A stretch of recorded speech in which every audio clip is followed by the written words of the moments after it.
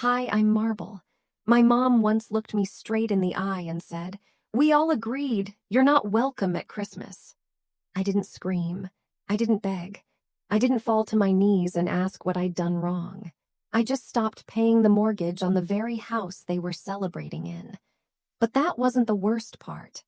What hurt more, what cut deeper than any words ever could, was realizing they'd been planning my erasure long before that day. Quietly, collectively, while I paid the bills, lit the tree, and kept their secrets. They held meetings about me.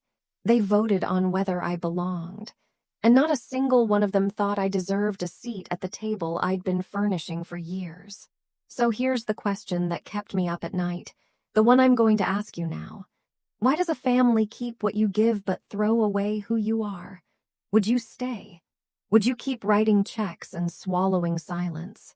Or would you walk out and make them feel what you carried alone for years? Let's talk about that, because this is my story. And by the end of it, you'll understand exactly why I did what I did. Before we dive in, I need you to do 3 things. First, hit that subscribe button right now. This story gets absolutely wild, and if you're not subscribed, YouTube might not show you how it ends. Second, smash that like button if you've ever felt invisible in your own family. If you've ever been the one holding everything together while they made you feel like the problem.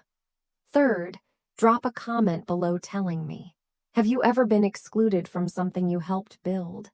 Have you ever given everything to people who took it all for granted? Because I have. And I'm about to tell you exactly what happened. Let's go. I checked my email that morning expecting the usual. You know how it is with family during the holidays. Some group message about who's bringing what dish, who's flying in from out of town, what night we'd all cram into Mom's living room pretending we hadn't avoided each other the whole year. The inbox was empty. I refreshed it twice. Then a third time out of habit, not hope, still nothing. I stared at the screen a while longer, trying to tell myself maybe they just hadn't started planning yet. Maybe they were waiting on something. Maybe the group text would come later in the afternoon. But in my gut, I knew better.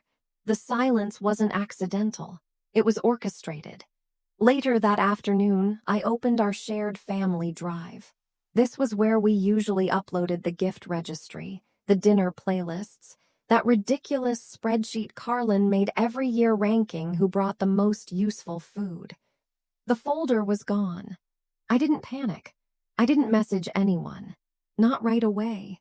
I clicked around, tried an old invite link. Access denied. It didn't feel like a glitch. It felt like a lock.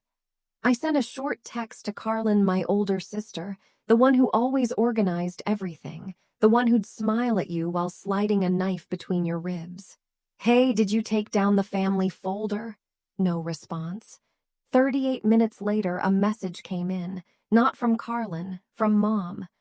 I figured you'd be busy this year. Don't stress about Christmas. That was it. No, how are you? No, we missed you last year. Just a line meant to sound caring, and yet it felt like a door clicking shut behind me. I didn't reply, but I took a screenshot. That night I lay in bed longer than usual, phone face down on the nightstand. The quiet was heavier than normal. I wasn't crying. I don't cry over things that predictable anymore, but I felt something inside me rearrange, like furniture being moved in a room I couldn't see. I'd seen this playbook before. Last year, I showed up late to Christmas dinner after a client meeting ran long. I walked in with arms full of gifts, some still warm cookies I'd baked at 2 a.m., and not a single person looked up. The table was packed, every chair full. I ended up at the kitchen counter with a paper plate and no napkin. "Look who finally decided to show," someone mumbled. I didn't even catch who. Doesn't matter. They all laughed. Back then, I told myself it wasn't intentional. People get stressed. Holiday plans shift. Maybe they just forgot I didn't eat pork. Maybe they forgot I always brought the deviled eggs, the ones no one ever acknowledged but everyone finished. But now it felt deliberate. Like a group decision had been made about me somewhere behind closed doors. Some digital vote I wasn't invited to join. I opened my laptop and pulled up my budgeting spreadsheet. I stared at the December mortgage line.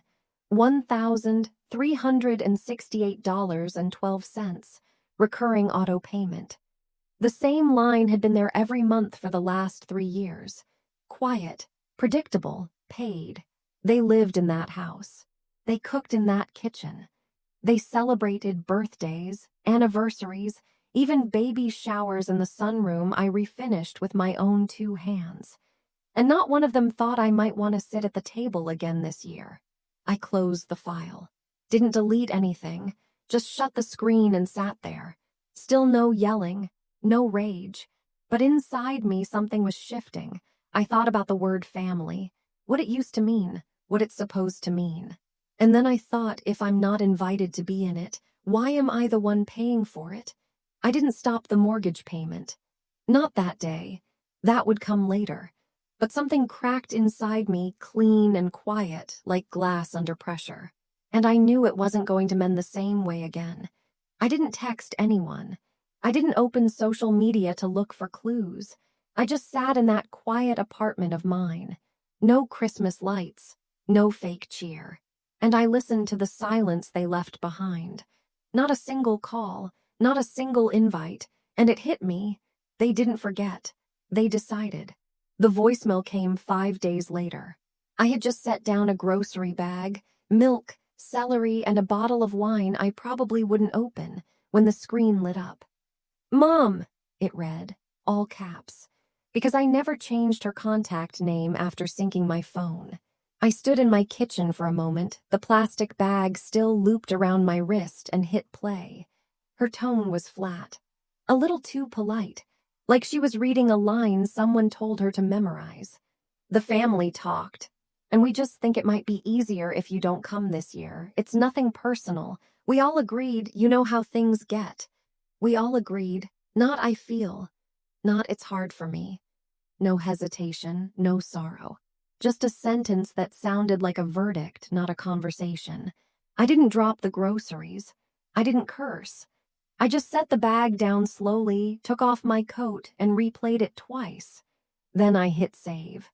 Later that night, I opened our old group text, me, Carlin, and 2 cousins, only to find the name had changed.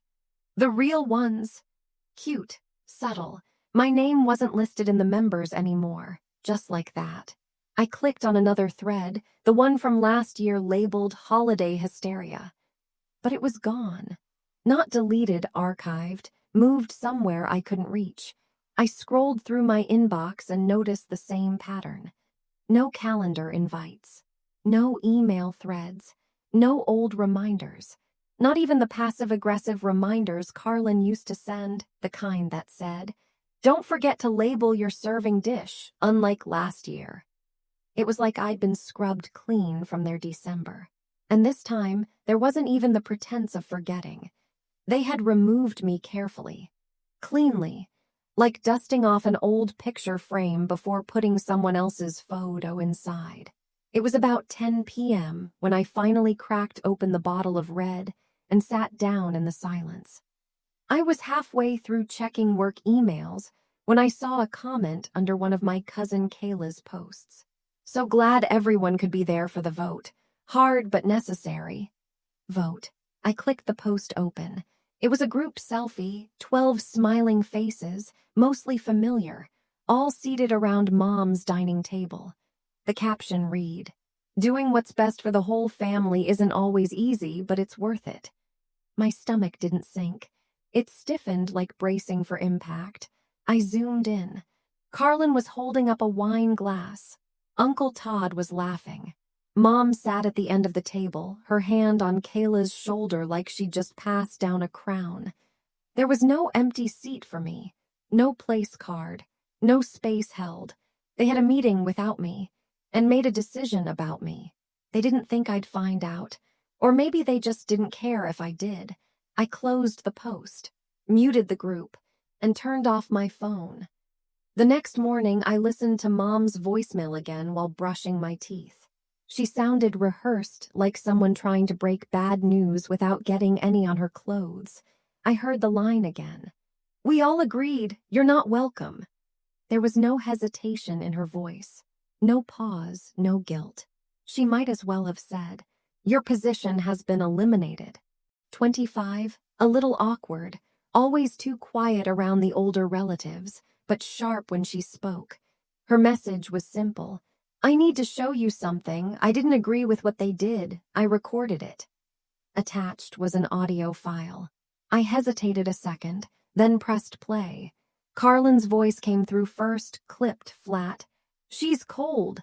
Everything she does feels calculated, like she wants applause for being decent." Then Dollars chimed in. "She's not really family, she's just convenient." Laughter, actual laughter. Then Byron's voice, slippery as always. "Don't stir the pot, keep her name on the papers. It's clean, no need to rock the boat." The recording ended there. No one objected. No one said, "Hey, that's out of line." They just laughed and moved on. I sat with that clip in my hands for a long while.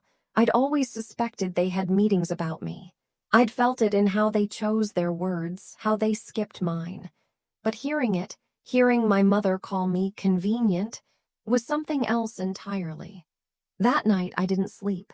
I stayed up putting together a package. I uploaded the audio clip to a clean, anonymous Google Drive.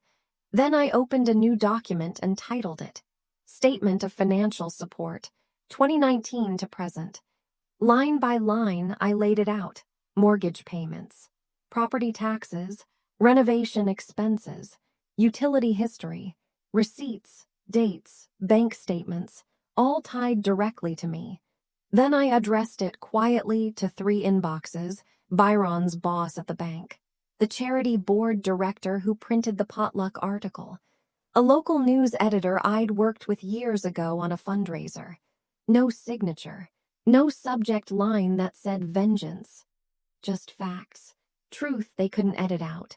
Then I closed the laptop and made chamomile tea with honey, as if I hadn't just burned down their favorite illusion. By the following evening, the reactions began to drip in. The charity page updated its website. Dollar's name vanished from the host credits. Tamsin texted, "They're scrambling. Carlin's accusing me of betrayal. Mom's panicking. Byron's been temporarily relieved while they look into it." I sipped my tea and replied simply, "I didn't declare war, I declared independence." An hour later, a new email came in. Subject line, "Mortgage inquiry, urgent response requested." From the financial branch. Official tone, flagged as high priority. I didn't open it right away. Instead, I stood up, walked to my small closet, pulled down the storage box where I kept old greeting cards and photo prints from years ago. Ones with captions like "To the best daughter and couldn't have done it without you." I laid them on the table. And one by one I tore them in half, not out of anger, but because they were fiction. I wasn't erasing history. I was finally giving it an accurate headline. The next morning, after brushing off the last of the torn card pieces from my kitchen table, I sat down at my desk, opened my email, and began typing. I didn't write with venom. There was no anger in my fingers, only precision. I've been removed from the family, so I've removed myself from the financials. The house no longer concerns me. No hello, no closing signature, no attached explanation to soften the blow. I didn't need their understanding. That ship had set sail the moment they held a vote behind my back. I attached a PDF, a meticulous outline of every dollar I'd invested in that house. In them, mortgage payments, utilities, insurance. Even the guest towels Dollars insisted were too scratchy before replacing them with the exact brand I'd already bought. Subject line, exit with receipts. Then I hit send. 24 minutes later, my phone lit up like a fire alarm. Carlin was first. "You're destroying everything Mom built." That part made me laugh. I hadn't destroyed anything. I just unplugged it. It wasn't my fault they never learned how to keep the lights on without me. Then Dollars. How could you humiliate me like this? We're still your family. Still, like there was ever a pause between who they pretended to be and what they actually were. I didn't reply. Byron never called, probably too busy talking to HR after the anonymous report landed on his supervisor's desk with his exact quote from the recording. Keep her on the mortgage. No need to rock the boat. The charity board released a statement that same afternoon. We've been made aware of inconsistencies regarding our recent donor recognition and have updated our records to reflect the correct sources of support. No names mentioned, but no need. The timeline spoke for itself. That night, I walked 2 blocks to Norma Fisk's house, the elderly neighbor who'd lived next to my mom for over a decade. She'd always waved politely but never said much beyond the basics. This time, she opened the door before I knocked. I saw the news, she said, holding out a small plate of oatmeal cookies. And I figured you could use someone who's not surprised. We sat on her porch swing with the cookies between us and a thick quilt over our knees. She sipped sweet tea from a mason jar and gave me the kind of look people save for funerals. 1 part respect, 1 part sorrow. I've lived next to your mother for 17 years, Norma said slowly. You were always the strong one. That's why she tried so hard to erase you, couldn't control you, couldn't shape you. So she cut around you. I didn't speak for a moment. Then I nodded once and whispered. She almost succeeded. Norma smiled gently, the way people do when they've seen enough in life to know what winning really looks like. She didn't, she said. When I got home, I opened the drawer where I used to keep every photo that proved I'd belonged. The group snapshots from birthdays I wasn't really part of.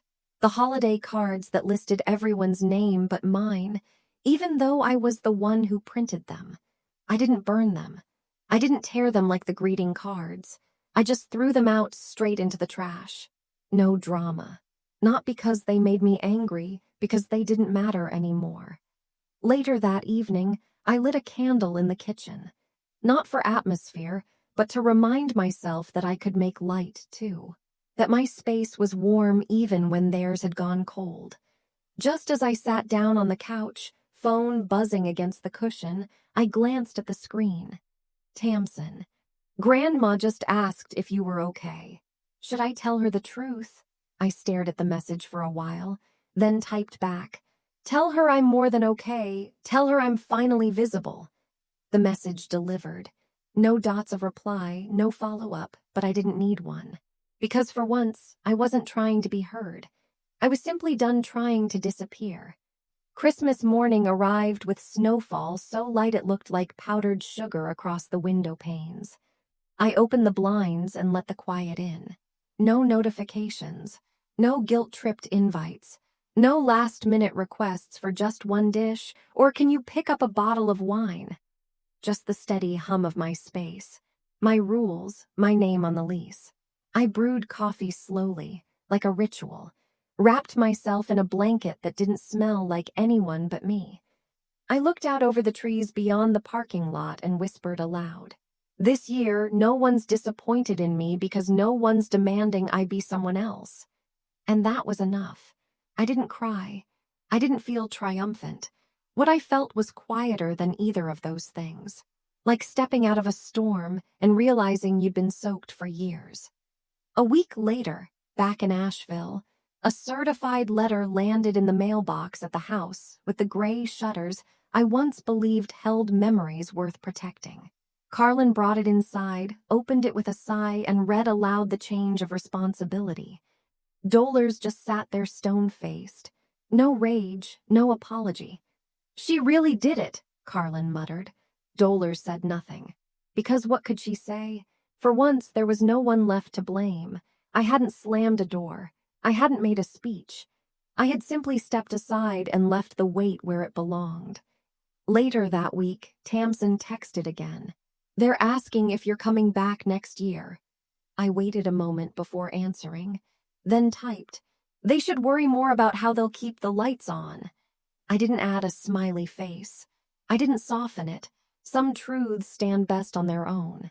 One afternoon, I checked the mail and found a cream-colored envelope with my name written in blue cursive. The handwriting was unmistakable, slanted, tidy, a little too perfect to be warm. Inside was a folded card. No holiday graphics, just embossed gold on thick paper. A card meant to look thoughtful, expensive, heavy with effort, light on truth. It read, "I know I've made mistakes. I hope one day you'll sit at this table again. Merry Christmas, Mom." No apology, no acknowledgement, just hope hanging out there like it had been earned. I read it twice. Not because I didn't understand it the first time, but because I needed to feel what it stirred in me. And what I felt wasn't anger. I folded the card carefully and slid it into the back of a drawer. Not the trash. That small difference mattered to me. I hadn't stopped caring entirely. I just stopped negotiating my worth for a seat they didn't offer in good faith. Forgiveness, I was learning, wasn't about them. It was about what I didn't want to carry anymore. On the first truly clear day of January, I took a walk through the trail behind my apartment building. The air had that kind of cold that made your lungs straighten out. It bit at the back of my throat, but it also woke something up. I stopped at the top of the hill and looked out across the frozen creek below. Some houses you leave behind, some houses you outgrow. And either way, they stop feeling like home the moment you stop asking to be let back in. Before we part ways, let me say this. Leaving that house wasn't the hardest thing I've done. Learning to live in peace without seeking permission, that was harder. For most of my life, I believed loyalty meant silence. That staying quiet was strength. That if I gave enough, loved hard enough, paid long enough, they'd see me. They didn't, and maybe they never will. But I learned something far more valuable than approval. You don't need a seat at someone else's table to know your worth. You can build your own and serve peace, not pain. If you've ever been the one holding the family together while they made you feel like the problem, I want you to hear this. You're not difficult. You're just done being diminished. Sometimes stepping away isn't giving up. It's coming home to yourself. Now, I'd love to hear from you. Have you ever had to walk away from a family, a friend group, or a community that made you feel small? What helped you choose peace over proving yourself? Drop your story in the comments. If this video spoke to your heart, type 1. Or tell me where you're watching from. I read every message. And if it didn't quite land, tell me why. I'm always here to listen, just like I hope someone had been for me. If you found this story meaningful, don't forget to subscribe to the channel. There's more ahead, more stories that heal, more voices that rise, and more truth we're finally ready to tell. This isn't goodbye. This is just the start of you choosing yourself. See you in the next one. I didn't call her back. I didn't text. But I opened a clean document on my laptop and started typing. Mortgage paid, 2020 to present. Christmas dinner groceries, $312 last year. Oven repair, March 2021, $645. Utilities paid, June through August. Down payment assistance, notarized July 2019. It wasn't rage that made me do it. It was clarity. If they were going to erase me from the story, I'd keep a copy for myself. After saving that spreadsheet, I shut my laptop and stared at my hands for a while. Palms open, fingertips twitching slightly, like they were trying to hold on to something that had already slipped away. A few hours later, sometime around lunch, Carlin's name lit up on my screen. A message. Short, precise. No emojis, no cushion. You always made things tense. Honestly, it's better this way. Then another line, like a footnote she'd been waiting years to write. You were never really good at being part of this family. I blinked at it once. Then again, I didn't respond. I didn't forward it to anyone. I just took a screenshot and saved it in the same folder where I'd been tracking the rest of their quiet revisions of my place in their narrative. You don't have to shout when you're erasing someone. Whispered edits work just as well. That evening, I reheated some leftover risotto and flipped through a drawer looking for stamps. I didn't know why. Maybe just something to do with my hands. My phone buzzed again, and this time it was a memory from my photo app. 3 years ago. A picture of the Christmas gifts I'd shipped overnight from my apartment in Raleigh to Mom's house in Asheville. I'd stayed late at work to afford those presents. A bracelet Carlin had casually admired back in May. A scarf I'd found online in just the shade Mom used to wear in her old teaching photos. But in the photos posted from that Christmas morning, ones I saw only later through someone else's public album, the tags had been changed. "From all of us," Carlin said proudly in one of the captions. Everyone was gathered around clapping. I wasn't there. I wasn't mentioned. I was just folded into the collective, repackaged and sold as a group effort. Not one person corrected her, not even Mom. That moment had lodged in the back of my mind like a piece of glass in soft flesh. Sharp but ignorable. Until now. I set my phone face down on the table and stood up, suddenly restless. I walked to the window, peered out over the dim outline of the neighborhood below. Across the street, a couple had just finished putting up their Christmas lights. White and gold. Classic. The kind Mom used to love. I hadn't bought a tree. I hadn't even bothered with a wreath this year. That same evening, maybe out of masochism, or maybe because I was tired of being surprised by what didn't shock me anymore, I pulled up Facebook and tapped into my mother's page. The first post that greeted me was a picture of her dining room. 12 chairs, candles flickering, a turkey in the center. My youngest cousin, Kayla, holding a tray of rolls, smiling like she'd won something. The caption read, "Grateful for everyone who made this family whole again this year." That word, whole, hit harder than anything Carlin had typed. Harder than Mom's voicemail, harder than the silence. I zoomed in on the photo. I recognized the place cards, Carlin's overdone cursive, the glitter pen she'd used for years. There wasn't an empty chair. There wasn't a missing name. I wasn't expected. I wasn't wanted. I shut the app and reached for my calendar. There, still nestled between two meetings, was my PTO approval for December 22nd through the 27th. I'd requested it back in October. I'd even booked the flight weeks ago, just in case. I canceled the request.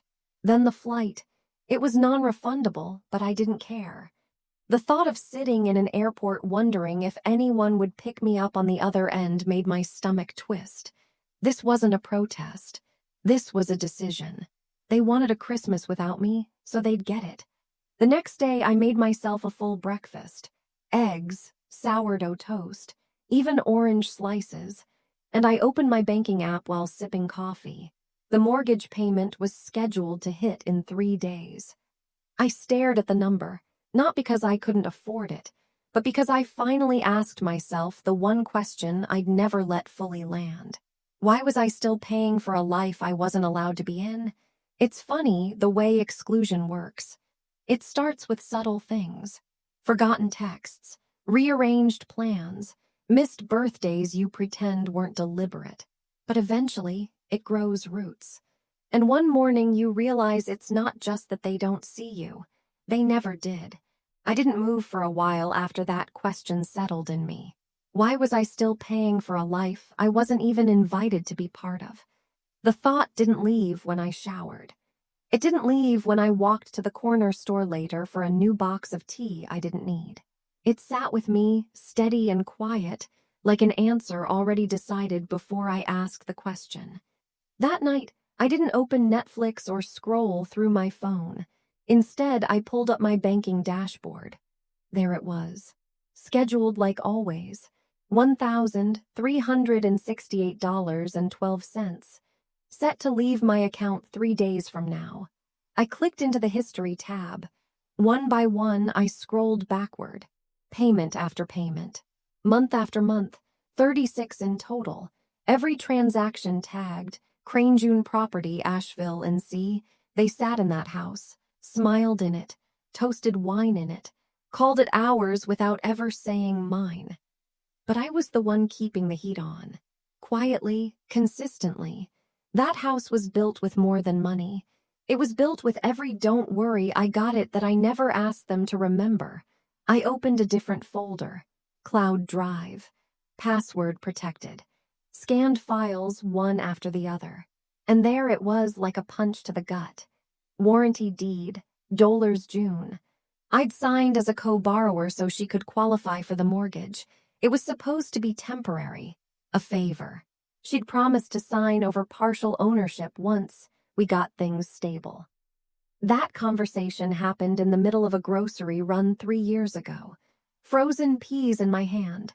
Her voice easy and casual, like it wasn't binding. I believed her because she was my mother, but the paperwork was clear. My name wasn't on the title. I was just the one footing the bill. And for the first time, I let it land. I hadn't just been excluded from Christmas. I had been used. Systematically, quietly, and with a smile. I didn't cry. I didn't pace the apartment. I just clicked out of the file, pushed back from the desk, and sat in the silence. Around 9 that evening, my email pinged. A forwarded photo from my aunt, probably meant for someone else. I almost deleted it without looking, but something in me paused.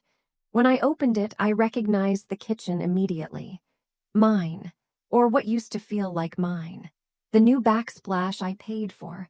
The custom chairs I ordered. The same granite counters I'd driven 4 hours to pick out because Mom said the local options were cheap looking. 12 faces. Full table. Candles burning. Everyone smiling like they were part of something sacred. The caption read, "In Mom's home where she raised us all." My chest didn't hurt, but something behind my eyes buzzed like quiet static. I read it again. The words sat heavy in my throat. That kitchen, I paid for it. That centerpiece, I carried it from Raleigh with both arms and a trunk full of bubble wrap. I checked the message thread. Not a single thank you. Not even a "hey, saw your gift come in." Just silence. I clicked back to my bank account, paused the auto payment. Then I sat there, not with vengeance, not with heat, but with something heavier. No one was going to send a letter asking why. No one was going to call me to see if I was okay. And I knew that. But they were going to notice eventually. Not because I made a scene, but because something they relied on, something they assumed would always just happen, was about to stop. I didn't send a warning. I didn't write a manifesto. I just opened a blank folder on my desktop and labeled it "Exit Plan." Then I started filling it. Screenshots, receipts, deeds, emails. Because someday, when the story gets told again, I wanted to be able to say, "Here, this is what I carried while you clapped for each other." After saving the last document to the exit plan folder, I closed my laptop, walked to the kitchen, and poured myself a glass of water. The room was still, the air inside it colder than usual. I leaned against the counter, glass in hand, listening to the low hum of the refrigerator and the tick of the wall clock that always ran 2 minutes slow. I didn't tell anyone what I had done. I didn't owe them that. 2 days later, December 21st, I logged into my bank account and canceled the mortgage auto payment. Just like that. One click. No ceremony, no warning. The money stayed put, quiet in my checking account, as if relieved to finally have a purpose that didn't include silence and thankless sacrifice. I half expected a call, a text, a "hey, did something happen?" But nothing came. Not from Mom, not from Carlin, not even from one of the cousins who still used me as their emergency contact without ever checking in unless their rent was late. They didn't notice, or if they did, they didn't say anything, which only confirmed what I'd suspected. They had never imagined I was essential. I was background noise, an open tab on someone else's browser. They would find out soon enough. The next morning, while my tea steeped, I pulled up the logins for the utilities. Electric, gas, internet, homeowner's insurance, all still in my name. Originally, Mom had asked me to just help her out for a few years back when she stopped teaching and claimed her Social Security. Just until I hit 60, she'd said. Give me some breathing room. That was 4 birthdays ago. I opened each account and clicked cancel service, one by one, carefully documenting every confirmation number. I wasn't being petty, I was being clean. I forwarded every cancellation email to myself, CC'd a second inbox I rarely used, then closed the laptop. Let them call the utility companies. Let them explain how they'd never switched the accounts over because they assumed the payments would just keep coming. Let them realize the lights were never automatic. December 24th came without fanfare. I didn't hang ornaments. I didn't play music. I made soup from scratch and let it simmer while I wrapped a gift for my neighbor's daughter, a girl who brought my mail up the stairs whenever it rained.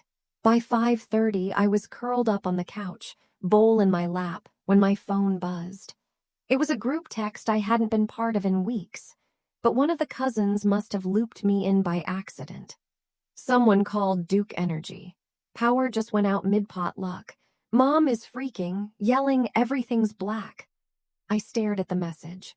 Then, like muscle memory, I opened my email and searched account closed. There it was, December 20th. Confirmation that service to the Asheville property would end at 6 p.m. Christmas Eve. 6:14 p.m. and they were already in darkness. I didn't reply. I didn't smile. I just leaned back, the bowl of soup still warm in my lap, and whispered to no one. They thought comfort was free. An hour later, another message came through. Marble, did you do this? I let the phone go dark in my hand, because the answer didn't need to be spoken. They knew. The second that house blinked out like a burned-out bulb, they knew. Carlin must have screamed. Dolers probably called customer service, flustered, trying to fake polite outrage. What do you mean the account's inactive? Well, ma'am, you're not listed as the primary or secondary holder. And it would dawn on her, like the lights weren't going to. I imagined them lighting candles, scrambling for flashlights, while guests milled around uncomfortably in the kitchen I paid to remodel. I wondered if Carlin still told people she picked out the backsplash I drove across 2 counties to pick up. Maybe now she'd remember who installed the damn thing. I didn't check social media. I didn't expect an apology. That's not how this family operates. We rewrite the story and pretend we meant well. Instead, I opened my digital planner and typed in the day. December 24th, first Christmas not subsidizing betrayal. I brewed another cup of tea. The night was quiet, uninterrupted, the kind of silence that didn't ache anymore. Then, around 10:20, a text from my cousin Nate arrived. Hey, did something happen? Aunt Dolers is losing it. I stared at it for a long minute. I could have answered. I could have said, ask her who kept the lights on for 3 years. Or, tell her Marble said Merry Christmas. But instead, I put the phone down, turned off the lamp, and let the dark stay a little longer than usual. Because I wasn't punishing them. I was finally choosing myself. The next morning, while stirring sugar into my coffee, my phone buzzed with a message from a coworker I barely talked to outside meetings. He'd forwarded me a link to a local newspaper article. Dolers June hosts annual charity potluck celebrating holiday generosity in Asheville. I clicked it open, and there it was, a full-color photo, banner headline, and a smiling Dolers, her arms around Carlin, standing in the very house I paid for. My tile floor, my refinished windows, my custom chandelier they once called too modern, until it became the perfect photo backdrop. Not one mention of my name, not even a line saying the house belonged to someone else. The caption beneath the photo read, "Special thanks to the Bishop family for opening their beautiful home to the community." I didn't even realize I was laughing until I heard myself. Not a joyful sound. Short, bitter, disbelieving. Dolers had outdone herself. That wasn't just omission. That was theft in pearls and pressed lipstick. The same family who'd locked me out, erased me, and called me difficult was now accepting public praise for my money, my name, my space. And the worst part? I knew she'd do it. I just hadn't expected to see it printed. That afternoon, I sat on my balcony for a while, letting the cold bite at my fingers. The wind felt more honest than anything that had come from that house in years. Around 4, I got a private message from Tamsin, my youngest cousin.